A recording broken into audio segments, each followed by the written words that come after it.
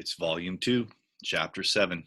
We skipped chapter 6 because it's a shameless example of Orientalism. Creation speaking. Such was the history of my beloved cottagers. It impressed me deeply. I learned from the views of social life which it developed to admire their virtues and to deprecate the vices of mankind. As yet, I looked upon crime as a distant evil. Benevolence and generosity were ever present before me, inciting within me a desire to become an actor in the busy scene where so many admirable qualities were called forth and displayed. But in giving an account of the progress of my intellect, I must not omit a circumstance which occurred in the beginning of the month of August of the same year. One night, during my accustomed visit to the neighboring wood, where I collected my own food and brought home firing for my protectors, I found on the ground a leathern portmanteau. Think of it as like a leather backpack or book container, containing several articles of dress and some books. I eagerly seized the prize and returned with it to my hovel. Fortunately, the books were written in the language, the elements of which I had acquired at the cottage, which, as it turns out, is French. They consisted of 3 books: Paradise Lost, a volume of Plutarch's Lives, and The Sorrows of Werther. All right. Paradise Lost is a poem about the fall of Satan. Plutarch's Lives is the biographies of the great Greeks and Romans. And The Sorrows of Werther is about a stormy young man's passionate love for a young woman who rejects him, so he kills himself. Right? The possession of these treasures gave me extreme delight. I now continually studied and exercised my mind upon these histories, whilst my friends were employed in their ordinary occupations. I can hardly describe to you the effect of these books. They produced in me an infinity of new images and feelings that sometimes raised me to ecstasy, but more frequently sunk me into the lowest dejection. In The Sorrows of Werther, besides the interest of its simple and affecting story, so many opinions are canvassed and so many lights thrown upon what had hitherto been to me obscure subjects that I found in it a never-ending source of speculation and astonishment. The gentle and domestic manners it described, combined with lofty sentiments and feelings which had for their object something out of self, accorded well with my experience among my protectors and with the wants which were forever alive in my own bosom. But I thought Werther himself a more divine being than I had ever beheld or imagined. His character contained no pretension, but it sunk deep. The disquisitions upon death and suicide were calculated to fill me with wonder. I did not pretend to enter into the merits of the case, yet I inclined toward the opinions of the hero, whose extinction I wept without precisely understanding it. As I read, however, I applied much personally to my own feelings and condition. I found myself similar, yet at the same time strangely unlike the beings concerning whom I read, and to whose conversation I was a listener. I sympathized with and partly understood them, but I was unformed in mind. I was dependent on none and related to none. The path of my departure was free, and there was none to lament my annihilation. My person was hideous, and my stature gigantic. What did this mean? Who was I? What was I? Whence did I come? What was my destination? These questions continually recurred, but I was unable to solve them. The volume of Plutarch's Lives which I possessed contained the history of the first founders of the ancient republics. This book had a far different effect upon me from The Sorrows of Werther. I learned from Werther's imaginations despondency and gloom, but Plutarch taught me high thoughts. He elevated me above the wretched sphere of my own reflections to admire and love the heroes of past ages. Many things I read surpassed my understanding and experience. I had a very confused knowledge of kingdoms, wide extents of country, mighty rivers, and boundless seas. But I was perfectly unacquainted with towns and large assemblages of men. The cottage of my protectors had been the only school in which I had studied human nature. But this book developed new and mightier scenes of action. I read of men concerned in public affairs, governing or massacring their species. I felt the greatest ardor for virtue rise within me, and abhorrence for vice, as far as I understood the signification of these terms, relative as they were, as I applied them, to pleasure and pain alone. Induced by these feelings, I was of course led to admire peaceable lawgivers, Numa, Solon, and Lycurgus, in preference to Romulus and Theseus. The patriarchal lives of my protectors caused these impressions to take a firm hold on my mind. Perhaps if my first introduction to humanity had been made by a young soldier burning for glory and slaughter, I should have been imbued with different sensations. But Paradise Lost, the story of the fall of Satan, excited different and far deeper emotions.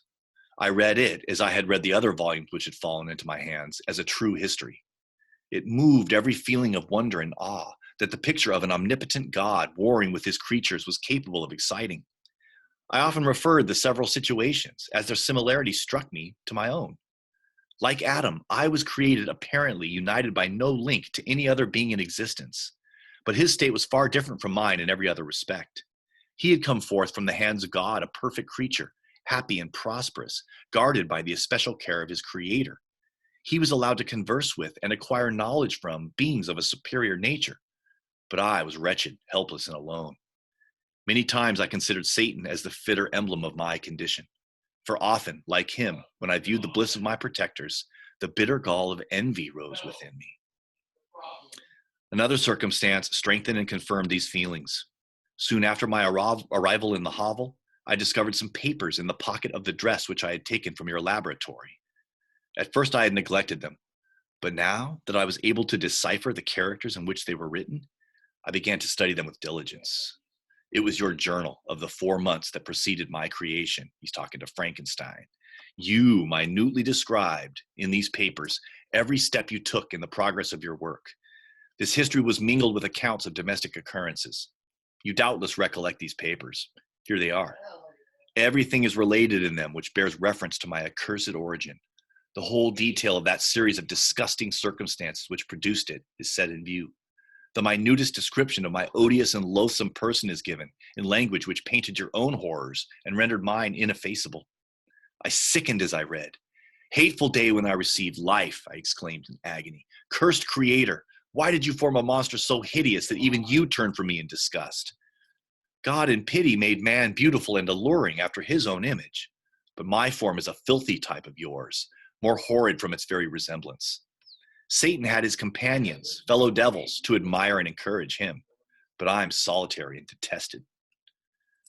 These were the reflections of my hours of despondency and solitude. But when I contemplated the virtues of the cottagers, their amiable and benevolent dispositions, I persuaded myself that when they should become acquainted with my admiration of their virtues, they would compassionate me and overlook my personal deformity. Could they turn from their door one, however monstrous, who solicited their compassion and friendship? I resolved at least not to despair, but in every way to fit myself for an interview with them which would decide my fate.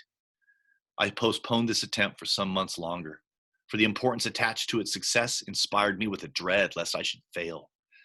Besides, I found that my understanding improved so much with every day's experience that I was unwilling to commence this undertaking until a few more months should have added to my wisdom. Several changes in the meantime took place in the cottage. The presence of Safie diffused happiness among its inhabitants, and I also found that a greater degree of plenty reigned there. Felix and Agatha spent more time in amusement and conversation, and were assisted in their labors by servants. They did not appear rich, but they were contented and happy. Their feelings were serene and peaceful, while mine became every day more tumultuous. Increase of knowledge only discovered to me more clearly what a wretched outcast I was. I cherished hope, it is true, but it vanished when I beheld my person reflected in water, or my shadow in the moonshine, even as that frail image in that inconstant shade. I endeavored to crush these fears and to fortify myself for the trial which in a few months I resolved to undergo, presenting himself to the cottagers. And sometimes I allowed my thoughts, unchecked by reason, to ramble in the fields of paradise, and dared to fancy amiable and lovely creatures sympathizing with my feelings and cheering my gloom. Their angelic countenances breathed smiles of consolation. But it was all a dream. No Eve soothed my sorrows or shared my thoughts. I was alone. I remembered Adam's supplication to his Creator, but where was mine? He had abandoned me, and in the bitterness of my heart, I cursed him. Autumn passed thus.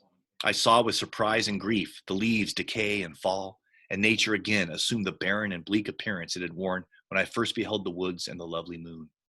Yet I did not heed the bleakness of the weather. I was better fitted by my conformation for the endurance of cold than heat. But my chief delights were the sight of the flowers, the birds, and all the gay apparel of summer. When those deserted me, I turned with more attention toward the cottagers. Their happiness was not decreased by the absence of summer. They loved and sympathized with one another, and their joys, depending on each other, were not interrupted by the casualties that took place around them. The more I saw of them, the greater became my desire to claim their protection and kindness. My heart yearned to be known and loved by these amiable creatures. To see their sweet looks turned toward me with affection was the utmost limit of my ambition. I dared not think that they would turn them from me with disdain and horror. The poor that stopped at their door were never driven away. I asked, it is true, for greater treasures than a little food or rest. I required kindness and sympathy, but I did not believe myself utterly unworthy of it.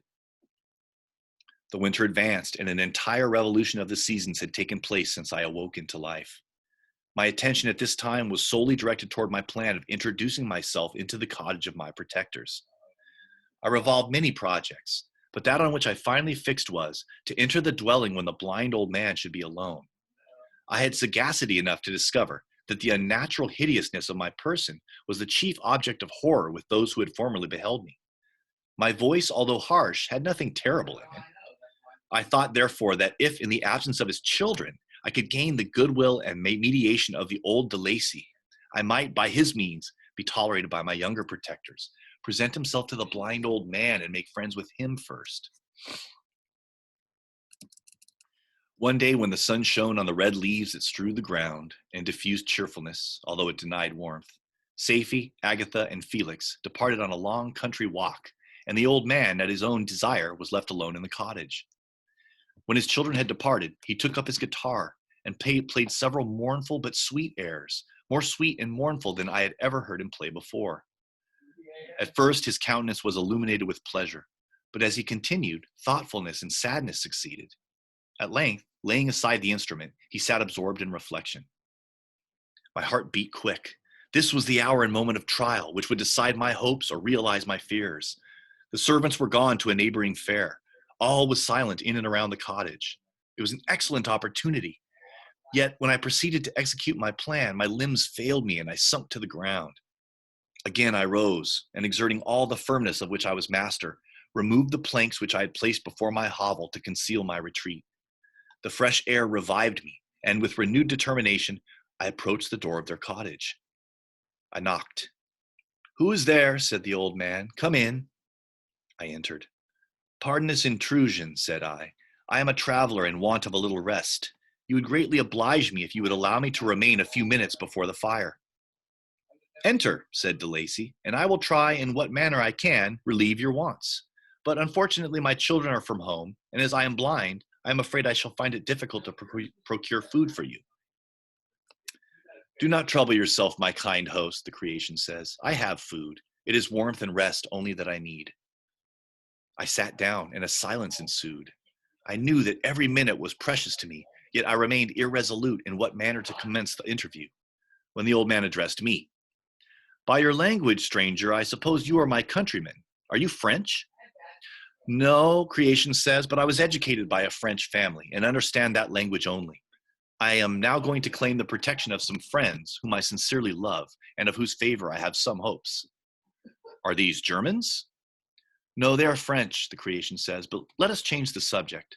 I am an unfortunate and deserted creature. I look around and I have no relation or friend upon earth. These amiable people to whom I go have never seen me and know little of me. I'm full of fears, for if I fail there, I am an outcast in the world forever." "Do not despair," the old man says. "To be friendless is indeed to be unfortunate. But the hearts of men, when unprejudiced by any obvious self-interest, are full of brotherly love and charity. Rely, therefore, on your hopes, and if these friends are good and amiable, do not despair." "They are kind," the creation says. "They are the most excellent creatures in the world, but unfortunately they are prejudiced against me. I have good dispositions. My life has been hitherto harmless and in some degree beneficial. But a fatal prejudice clouds their eyes, and where they ought to see a feeling and kind friend, they behold only a detestable monster." "That is indeed unfortunate," the old man says, "but if you are really blameless, cannot you undeceive them?" "I am about to undertake that task," the creation says, "and it is on that account that I feel so many overwhelming terrors. I tenderly love these friends. I have, unknown to them, been for many months in the habits of daily kindness toward them, but they believe that I wish to injure them, and it is that prejudice which I wish to overcome." "Where do these friends reside?" the old man asks. "Near this spot," creation says. The old man paused and then continued. "If you will unreservedly confide to me the particulars of your tale, I perhaps may be of use in undeceiving them. I am blind and cannot judge of your countenance, but there's something in your words which persuades me that you are sincere. I am poor and in exile, but it will afford me true pleasure to be in any way serviceable to a human creature. Excellent man, creation says, I thank you and accept your generous offer. You raise me from the dust by this kindness, and I trust that by your aid I shall not be driven from the society and sympathy of your fellow creatures. Heaven forbid, old man says, even if you were really criminal, for that can only drive you to desperation and not instigate you to virtue. I also am unfortunate. I and my family have been condemned, although innocent. Judge, therefore, if I do not feel for your misfortunes. Oh, how can I thank you, my best and only benefactor, the creation says. From your lips first have I heard the voice of kindness directed toward me. I shall be forever grateful, and your present humanity assures me of success with those friends whom I am on the point of meeting. May I know the names and residence of these friends? The old man asks. I paused. This, I thought, was the moment of decision, which was to rob me of or bestow happiness on me forever. I struggled vainly for firmness sufficient to answer him, but the effort destroyed all my remaining strength. I sank on the chair and sobbed aloud. At that moment, I heard the steps of my younger protectors. I had not a moment to lose, but seizing the hand of the old man, I cried, now is the time. Save and protect me. You and your family are the friends whom I seek. Do not you desert me in the hour of trial. Great God, exclaimed the old man, who are you? At that instant, the cottage door was opened, and Felix, Safie, and Agatha entered. Who can describe their horror and consternation on beholding me? Agatha fainted, and Safie, unable to attend to her friend, rushed out of the cottage. Felix darted forward and with supernatural force tore me from his father, to whose knees I clung. In a transport of fury, Felix dashed me to the ground and struck me violently with a stick. I could have torn him limb from limb as the lion rends the antelope, but my heart sunk within me as with bitter sickness, and I refrained. I saw him on the point of repeating his blows when, overcome by pain and anguish, I quitted the cottage and in the general tumult escaped unperceived to my hovel. His attempt to gain their sympathy failed. All right.